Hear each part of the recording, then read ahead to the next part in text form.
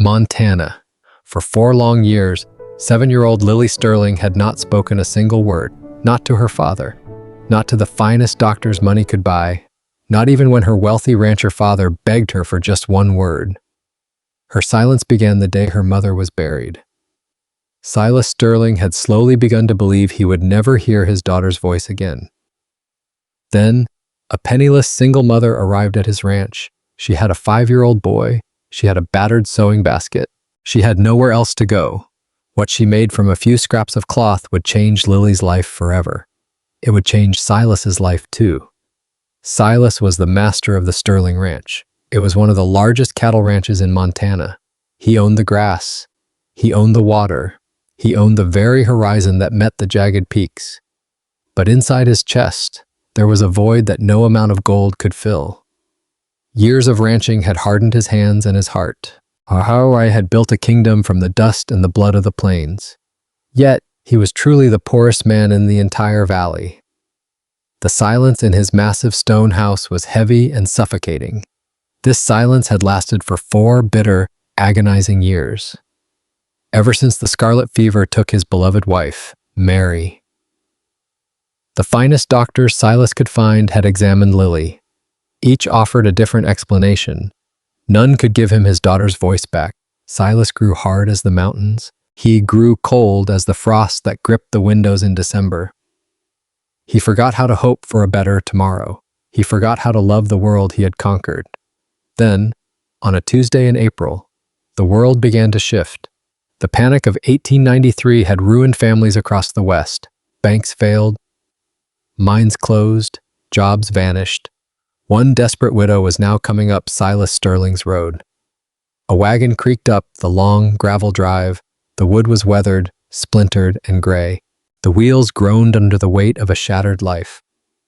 Sarah Jennings sat on the high wooden bench.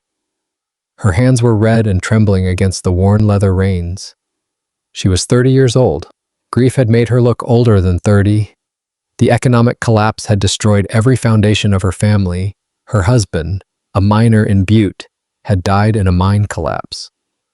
The Banks took their small home shortly after. Sarah was left with a crate of rusted tools. She was left with a single trunk of faded, mended clothes. And she was left with her 5-year-old son, Leo. Leo was her heartbeat. Leo was the only child the hard years had left in her arms. There was another small grave Sarah still carried silently in her heart. A daughter named Beth, lost to a harsh winter years ago. Sarah had seen a flyer in a dusty window in Bozeman. Ranch cook wanted, the bold ink said. Hard work, no room for weakness. It was a challenge. It was a lifeline. Sarah Jennings was a woman of the frontier. She did not fear the biting cold. She only feared the hollow hunger in her son's wide eyes. Silas Sterling met her on the porch. He stood like a statue carved from a granite cliffside. He did not offer a hand to help her down. He did not offer a welcoming smile. "You're the cook?" he asked. His voice was like heavy gravel grinding together. "I am, Mr. Sterling," Sarah replied. Stood tall, despite the ache in her back. She brushed the mountain dust from her frayed calico dress. "I can bake bread that tastes like a memory of heaven. I can stretch a side of beef to last a month." Silas looked at the small boy hiding behind her skirts. "The boy stays out of the way," Silas grunted. "My daughter is delicate. She does not like the noise of children." Sarah looked up at the dark, silent windows of the house. The glass looked like empty, staring eyes. "We will be as quiet as shadows, sir," she promised. Silas nodded once, a sharp movement. "The cabin behind the kitchen is yours." Start at the first light of dawn, Sarah settled into the cramped, one-room cabin. It had a dirt floor that smelled of damp earth. To Sarah, it was a holy sanctuary. It was a roof over Leo's head. She went to work with a fierce, quiet intensity. She scrubbed the black grease from the kitchen walls. She polished the copper pots until they glowed like new coins. The ranch hands were used to burnt beans and mud like coffee. Sarah gave them fresh, tangy sourdough. She gave them beef stew seasoned with wild, fragrant herbs. She worked from 4 in the morning until the stars filled the sky. She watched the main house with a mother's intuition. She watched the silent, golden-haired girl. Every afternoon, Lily sat on the porch railing. She looked like a porcelain doll someone had forgotten to love. She never played with hoops or balls. She just watched the distant, blue mountains. One afternoon, Sarah was hanging the laundry. The white sheets snapped like sails in the breeze. She saw Silas come out of the house. He sat down stiffly next to his daughter. He looked awkward and out of place. He looked like a man trying to handle spinning glass. He pulled a small, carved wooden horse from his coat pocket. Juan had spent hours on the intricate detail. The wood was polished and smooth as silk. "Look, Lily," he whispered. His voice tried so hard to be soft, but it sounded broken, like rusty hinges. "I made this for you. A pony, just for my little girl." Lily did not move a muscle. She did not look at the toy. She did not look at her father. Silas's face contorted with a flash of raw pain. Silas rose too quickly. The little horse slipped from his trembling hand and struck the porch floor. One delicate wooden leg snapped. "Talk to me, Lily," he roared. "Ah." The sound echoed off the barn walls like a gunshot. "Give me one word. Give me anything at all." The anger vanished from his face almost as soon as the words left him. What remained was the helpless grief of a father who no longer knew how to reach his child. The girl did not flinch at the noise. Thump. She did not cry out. She sat there, hollow, distant, and cold. Silas stormed off toward the stables, his boots thumping. Sarah felt her heart shatter for both of them. She knew that look of utter defeat. Sarah realized something vital in that moment. Lily wasn't broken by a disease. She wasn't being stubborn or cruel. She was simply lost in the dark of her own grief. The girl had closed the door to keep the pain out. That night, Sarah could not find sleep. The wind whistled through the gaps in the cabin logs. She sat by the small, cast-iron stove. She pulled out her old, battered sewing basket. It was full of scraps and the remnants of better days. Bits of colorful calico, rough, brown twine, soft sheep's wool she had saved from the ranch. She began to sew with a steady hand. She worked by the flickering, amber light of a single candle. She thought of her own lost daughter, Beth. Sarah's fingers moved with a practiced, loving grace. She fashioned a sturdy body out of thick canvas. She stuffed it with warm, soft wool. She used yellow yarn for the long hair. She braided it into thick, heavy coils. She embroidered two large, kind, blue eyes, but she did not give the doll a mouth. She stopped her needle before the first stitch of a smile. Lily didn't need a doll that could speak back. She didn't need a doll that laughed or sang. She needed a silent friend who understood the weight of the world. She needed someone who knew the heavy burden of a secret. The next morning, the sun rose cold and bright. Sarah waited for the right moment of quiet. The ranch was momentarily still. Sarah walked slowly up to the massive stone house. The rag doll was hidden in her deep apron pocket. Lily was in her usual spot on the porch. Sarah did not speak a word. She simply sat down on the top wooden step. She sat a few feet away from the silent girl. She pulled the doll out. She set it on the wood between them. Then, Sarah took out a needle and a bit of lace. She began to sew a tiny, delicate bonnet. She hummed a low, ancient melody, a song about finding your way home through the fog. Lily watched the silver needle move, in and out, through the lace, through the golden morning light. She watched the faceless doll. The doll looked patient and kind. The doll looked safe. 10 minutes of soft humming passed. Lily reached out a trembling, pale hand. She touched the yellow yarn hair with one finger. Sarah did not look up from her work. She kept humming the low, steady tune. Lily pulled the doll closer to her small chest. She ran her thumb over the blue, embroidered eyes. She tucked the doll under her arm, clutching it tight. She leaned her head against the doll's shoulder. Then, a sound finally came. It was a long, deep, shuddering sigh. It sounded like a child finally allowing herself to breathe. Sarah did not celebrate. She did not call for Silas or ask Lily to do it again. She knew some fragile things disappeared the moment too many hands reached for them. So she simply gathered her sewing and rose from the step. Lily still held the doll against her chest. As Sarah turned toward the kitchen, she heard the soft scrape of a shoe behind her. Lily had followed her down one step, then another. She stopped when she noticed Leo sitting beside the rain barrel with two smooth stones in his hands. Leo looked at the doll, then he looked at Lily. Hans seemed to understand in the mysterious way children sometimes do, that questions would send her running. Without speaking, he placed the smoother of his two stones on the porch beside her. It was gray and round, with a thin white line running through the middle. Lily stared at it. Leo returned to the dirt and began drawing little roads with a stick. Several minutes passed, then Lily bent down and picked up the stone. She slipped it carefully into the pocket of her dress. Sarah saw the small gesture from the kitchen doorway. She said nothing. But that evening, while kneading bread, she smiled for the first time since arriving at Sterling Ranch. The doll had opened one small door. Perhaps Leo had just opened another. From that day on, a quiet ritual began. Every afternoon, when the bread was rising in the oven, Sarah would find Lily. They sat under the old, gnarled cottonwood tree by the creek. Sarah brought her sewing and her mending. Lily brought her faceless doll. They sat in a deep, companionable silence. One detail I wanted to preserve here is how much frontier families depended on handmade things. A doll made from scraps would have carried very little monetary value, but in a lonely ranch house, something made patiently by hand could mean far more than an expensive toy. That is why Sarah never tries to make Lily speak, she simply gives her something safe to hold. If stories about ordinary people finding hope on the frontier speak to you, tell me where you're watching from. And if you'd like more stories like this one, you're always welcome to subscribe.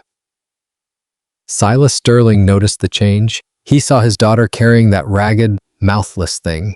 He saw her sitting in the grass with the cook. He saw the tension slowly leave Lily's small shoulders. Silas felt a sharp, confusing pang in his chest. He was jealous of the cook's easy peace. But jealousy was not the only thing Silas felt. One afternoon, he found the broken wooden horse exactly where it had fallen weeks before. He picked it up and carried it into the barn. For nearly an hour, he sat alone at his workbench. He carved a new leg from a scrap of pine. His first attempt was too thick.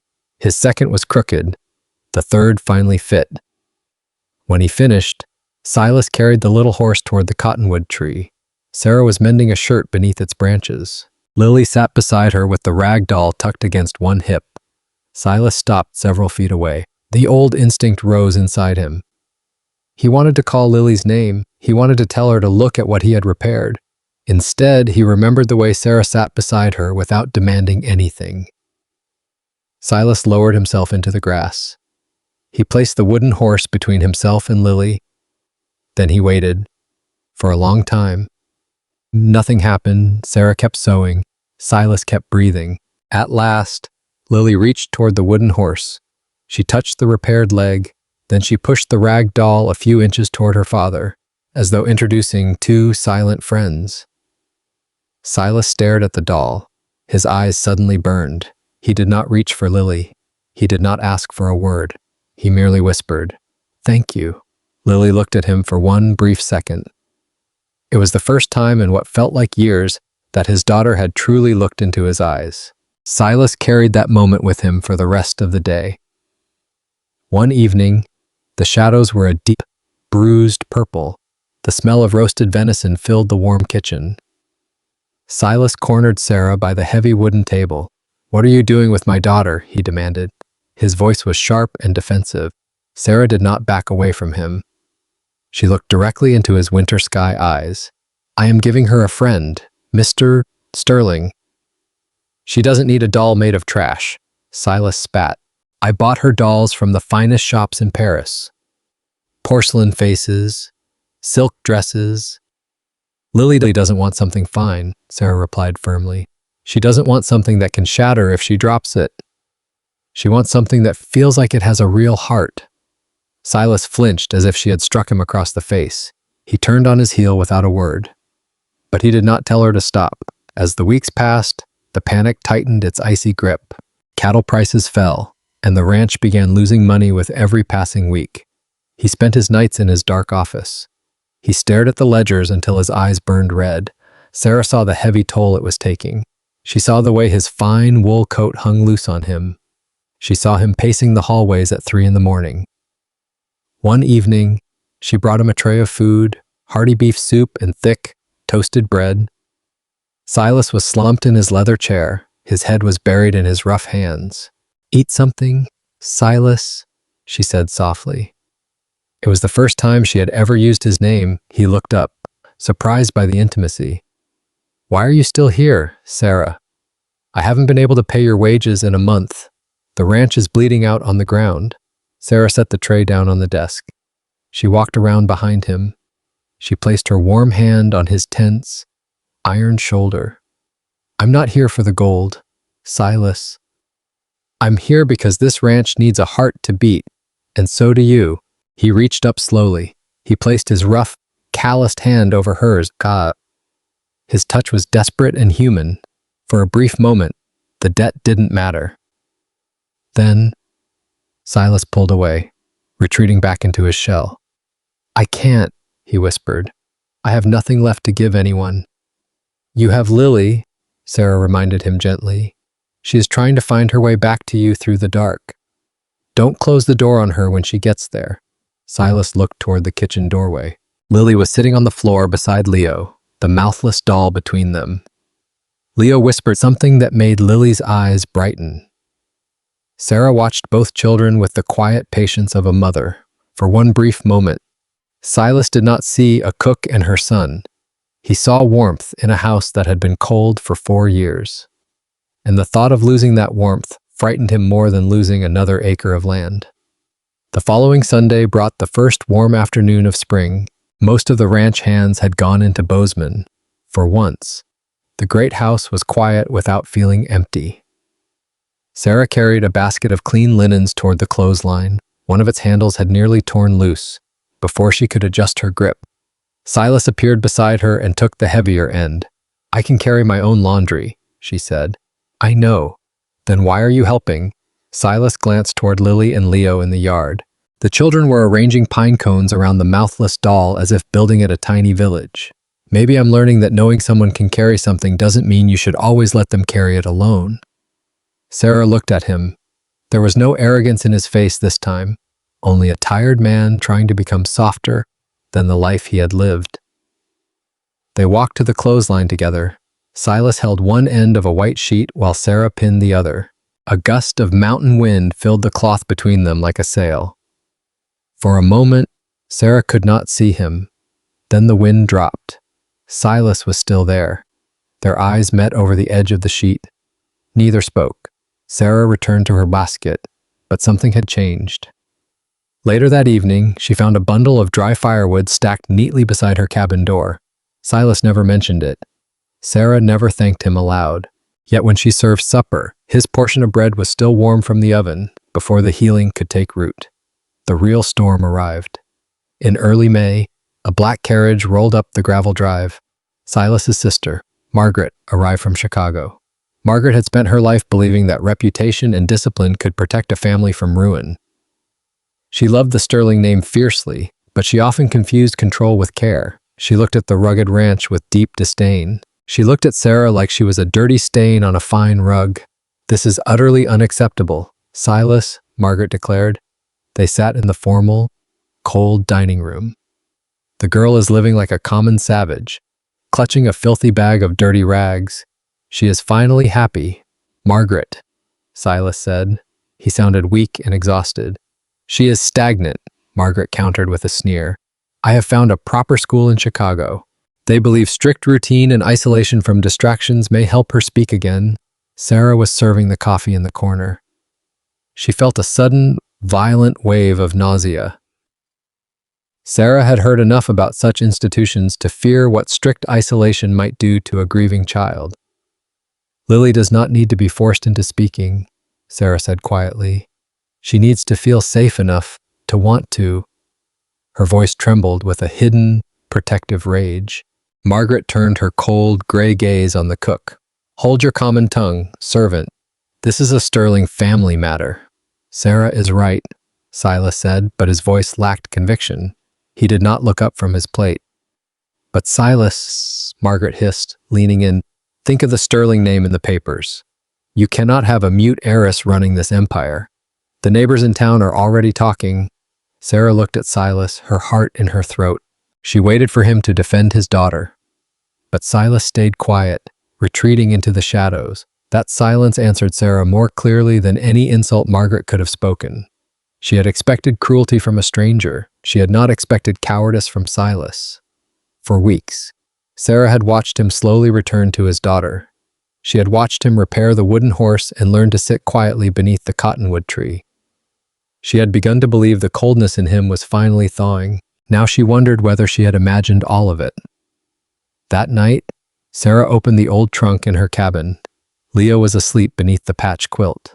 She folded one of his shirts and placed it beside her own worn dresses, then another. She did not know where they would go. Bozeman was full of families looking for work. The mines were closing. Winter would eventually return. But Sarah had lost too much in her life to remain where her son and her dignity were merely tolerated. Her hand paused over the battered sewing basket. From the main house came the faint sound of a door opening. Sarah looked through the cabin window. Lily stood alone on the back porch. The rag doll was clutched to her chest. Even across the dark yard, Sarah could see the child searching for her. Sarah closed her eyes. Leaving Silas Sterling would have been easy. Leaving Lily would not. She removed the clothes from the trunk and placed them back on the shelf. One more day, she whispered. It was not a promise to Silas. It was a promise to the little girl waiting in the dark. The next 3 days were a living nightmare. Margaret followed Lily everywhere like a shadow. She scolded her for the way she walked in the grass. She scolded her for the way she sat at the table. Finally, she snatched the rag doll from Lily's arms. She carried the doll outside and tossed it into the muddy yard. Lily retreated into the far corner of the nursery. Her eyes were wide with a primal terror. She stopped eating her meals. Silas was nowhere to be found in the house. He was a coward in the face of his sister's sharp tongue. On the 4th day, Sarah had finally seen enough. She went out to the muddy yard in the rain. She found the doll face down in the muck. It was soaked through with the cold spring rain. She took it back to her warm kitchen. She washed away the mud with warm water and a little homemade soap. She repaired the yellow yarn hair. She re-sewed the blue eye that had come loose. A seam along the doll's shoulder had split, and Sarah carefully stitched it closed. That afternoon, a massive spring storm rolled in. When I built this part of the story, I wanted the Montana spring itself to become part of the danger. In mountain country, warming weather could bring rain and snowmelt together, turning a quiet creek into something far more dangerous in a very short time. And for Lily, that rising water is also the moment when all the grief she has kept inside finally reaches its breaking point. The sky turned the terrifying color of a fresh bruise. Lightning cracked over the jagged mountain peaks. Thunder shook the very stone foundations of the house. Sarah was in the kitchen preparing the evening meal. Then she heard a piercing, frantic scream. A young, panicked colt had jumped the paddock fence. It was running blindly toward the swollen creek. And then Sarah saw the small, white shape. Lily was out in the yard, exposed to the gale. The rag doll was clutched tightly beneath one arm. She had rushed outside before anyone could stop her, running desperately after the frightened colt. Her white nightgown flapped like a ghost in the wind. "Lily!" Sarah screamed into the storm. The wind swallowed her voice instantly. Sarah ran out into the cold, sucking mud. She saw Margaret standing safely on the porch. The woman was frozen in place. "Do something!" Margaret shrieked at the wind, but she did not move an inch toward the danger. Sarah was moving like a streak of lightning. The rain-swollen creek rushed dangerously past its banks. She saw Lily reach the crumbling edge of the creek. Lily reached out a hand for the leather halter. Just as Sarah reached the bank, the ground gave way. Lily slipped from the muddy bank and disappeared into the rushing water. The doll slipped from her grasp and vanished into the rain-dark current. "No!" Sarah lunged forward. Sarah went after her without hesitation. The current caught them both. But Sarah fought toward Lily and pulled her close. She kicked with every ounce of strength. Sarah caught a low willow branch and held on until she could pull them toward the narrow bank. She pulled herself and Lily onto a narrow sandbar. They were both shivering violently in the dark. Sarah wrapped her warm body around the girl. "Wake up, Lily, please," Sarah sobbed. She rubbed the girl's cold, trembling hands. Something brushed against Sarah's hand. The rag doll had been caught against the willow roots nearby. One blue embroidered eye was gone, and a shoulder seam had torn open. Sarah reached for it and pressed the battered little doll into Lily's arms. "Your friend is here. Lily, don't leave her behind. Don't leave us alone." A few minutes later, the sound of hooves thundered. Silas had seen the storm break from the ridge. He vaulted off his horse before it had even stopped. He saw them huddled on the sandbar. He followed the shallower edge of the flooded bank, gripping the willow branches for balance. Step by step, he fought his way toward them. He reached them and pulled Lily close. He lifted Lily into his arms and helped Sarah struggle through the mud beside him. Together, they struggled through the storm toward the house. He kicked the heavy front door open. "Get the wool blankets," he bellowed. He glared at Margaret with death in his eyes. He laid Lily gently on the thick rug by the fire. Sarah sat beside her, her teeth chattering like stones. Silas rubbed Lily's cold feet. He completely ignored his sister's protests. Finally, Lily's dark eyelashes flickered. She looked at the wet, mouthless doll in her arms. Then she turned her gaze to Sarah. Lily's lips parted, but no sound came. She swallowed and tried again. Her small hand tightened around the torn rag doll. A tear slipped slowly down her cheek. Sarah did not urge her to speak. She simply stayed beside her. Lily looked at the doll's missing eye. Then she looked into Sarah's face. Her lips trembled once more. "Ma." The room seemed to stop breathing. Lily drew one shaky breath. Mama." The word hung in the air like a miracle. Silas felt the very breath leave his lungs. "She spoke," he whispered, tears welling. "She called for her mother." But Lily wasn't looking at the gold-framed portrait. She was looking directly into Sarah's eyes. She reached out a wet, shaking hand. She touched Sarah's cold, wet cheek. "Mama," she said again, stronger this time. She gave a fragile, beautiful, soul-deep smile. The room went deathly quiet. Margaret stared at Lily in disbelief. "Silas, she doesn't know what she's saying. That woman is not her mother." Silas stood up slowly, towering over them. He looked at his sister, really looked at her. "Get out of my house, Margaret," Silas said. His voice was quiet but heavy as mountain stone. "I am your own flesh and blood, Silas." "This family was dead until she arrived, Silas said.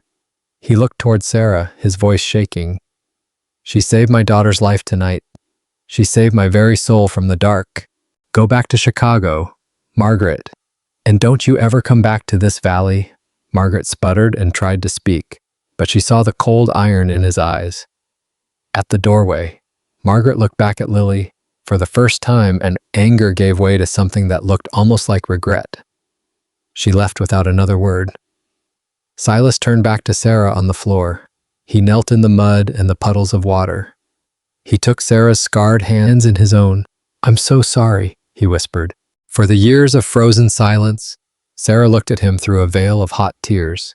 She just needed to be heard.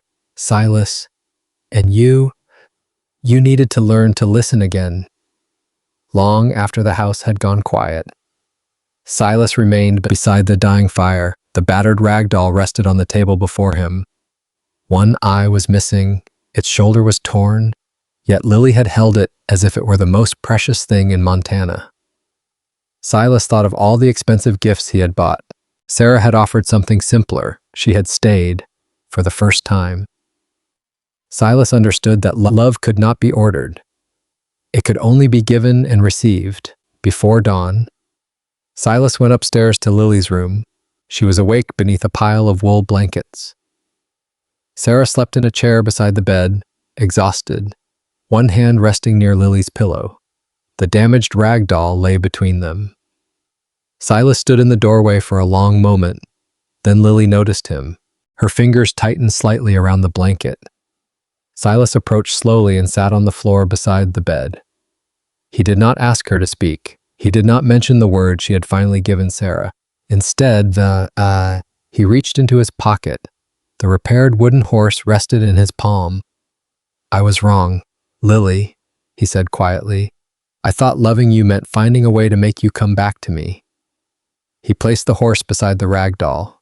I should have been finding a way to come to where you were. Lily watched him. Silas lowered his eyes. I miss your mother too. The words nearly failed him. I was so afraid of losing what remained of her that I forgot you had lost her too. For several seconds, the room remained silent. Then Lily moved one small hand from beneath the blanket. She placed it on top of her father's. Silas closed his eyes. No word followed. None was needed. When Sarah woke a little later, she found father and daughter asleep beside each other. The wooden horse and the battered rag doll rested together between them. Sarah quietly pulled the blanket higher over Lily's shoulders and left them there. For the first time, the Sterling house was healing from more than one kind of silence. The recovery of the ranch was slow, but the atmosphere had changed forever. At first, Lily spoke only a word or two each day. Some days, she returned completely to silence. Sarah never pushed her, neither did Silas. Slowly, the words came more often. The sun is warm on my face today, Sarah. She laughed when Leo chased the chickens. The sound was like silver bells in the wind. She called Sarah Mama Sarah with pride. Silas began finding small reasons to be near Sarah. He repaired the leaking roof of her cabin without being asked. She left a warm plate waiting when his work kept him out past supper. They did not speak of love. They simply began building it, one ordinary kindness at a time. The ranch itself gave them little time for dreaming. One week brought a broken fence along the northern pasture. The next brought a sick calf and another letter from the bank. Silas sold 2 wagons and several pieces of equipment he no longer needed. Sarah found new ways to make every sack of flour last longer. She planted beans, onions, and potatoes in a patch of ground behind the kitchen. Leo carried water in a tin pail that seemed almost as large as he was, and Lily followed him with the rag doll tucked securely beneath one arm. One evening, Silas returned from the range to find Sarah repairing one of his work shirts at the kitchen table. You don't have to do that, he said. Sarah smiled without looking up. I know. He recognized his own words from the afternoon by the clothesline, for the first time in years. Silas laughed. It was quiet and rough from lack of use. Sarah looked up in surprise. From the hallway came another sound. Lily was laughing too. She had heard her father and joined him. Silas looked toward his daughter, then toward Sarah. The house that had once seemed large enough to swallow every living soul inside it suddenly felt small, warm, and wonderfully crowded. That night, after everyone had gone to bed, Silas sat alone on the porch. He did not look toward the fields he might lose. He looked toward Sarah's cabin. A small lantern still burned behind its window. For years, Silas had measured wealth in cattle, acreage, water rights, and numbers in a ledger. Now he knew exactly what frightened him most. It was not losing land. It was waking one morning and finding that little light gone. In late June, the wild roses bloomed. Silas and Sarah sat on the front porch. The children played together in the yard. They were sharing the mouthless rag doll. Silas reached deep into his pocket. He pulled out a simple, modest gold ring. The ranch is still in deep trouble, Sarah. The market is still bad for us. I can't promise the fortune I once had, just a name and a heart that's learning to beat again. Sarah looked at the ring, then at him. I can survive any winter the world throws at us, as long as I don't have to do it in silence. Silas slipped the gold ring onto her finger. He kissed her with a deep, lingering tenderness. In the yard, Lily looked up from her play. She saw them framed in the golden evening light. She hugged her rag doll close. Look, she whispered to the yellow yarn hair. They finally found each other in the dark. The Sterling ranch survived, boss, but not untouched. Silas sold part of the northern range to satisfy the bank. The herd grew smaller, but the house itself grew richer in ways no ledger could measure. Sarah cooked for the hungry, weary men. Lily grew into a woman of great strength. She still spoke few words to the world, but the words she spoke were always true. Years later, the little rag doll still rested above Lily's fireplace. Its patched shoulder and missing blue eye were never repaired again. Lily wanted it remembered exactly as it had been on the day she found her voice. Not because the doll had performed a miracle, but because someone had finally loved her without asking her to become anything first. And in the Sterling home, the silence that once felt like death became something different. It became peace. It became family. It became home. If Lily and Sarah's story stayed with you, share your thoughts in the comments and subscribe for more heartfelt stories from the American frontier.